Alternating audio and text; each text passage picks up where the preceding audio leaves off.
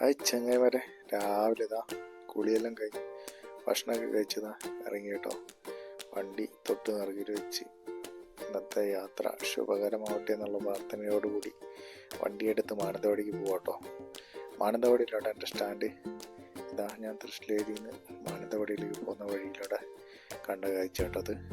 നമ്മളെ തിരുനെല്ലി പഞ്ചായത്തിലെ ആനപ്പാറ എന്ന് പറഞ്ഞ സ്ഥലം കേട്ടത്.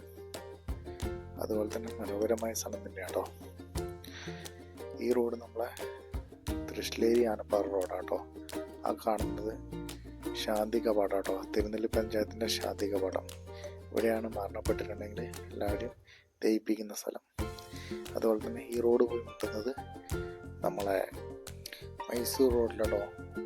ഇവിടുന്ന് റൈറ്റ് തിരിഞ്ഞിട്ടുണ്ടെങ്കിൽ മാനന്തവാടിക്കും ലെഫ്റ്റ് തിരിഞ്ഞ കാട്ടിക്കുളത്തേക്കാട്ടോ. കാട്ടിക്കുളത്തേക്ക് 3 കിലോമീറ്ററും മാനന്തവാടിക്ക് 7 കിലോമീറ്റർ ആട്ടോ. അതുപോലെ തന്നെ സീനറി എന്ന് പറഞ്ഞ കവലയാണ് മൂന്നുംകൂടി ജംഗ്ഷൻ. അവിടെ എത്തിയിട്ടുണ്ട് കേട്ടോ. അങ്ങനെ മാനന്തവാടി ഓട്ടോ സ്റ്റാൻഡിൽ എത്തി കേട്ടോ. അപ്പോഴും കാഴ്ചയാണ് കണ്ടത്. സൈഡിലെ കുഴിയൊക്കെ നമ്മൾ ഓട്ടോ ഡ്രൈവർമാർ കൂടിയിട്ട് അടയ്ക്കുന്ന ഒരു കാഴ്ചയാട്ടോ കാണുന്നത്.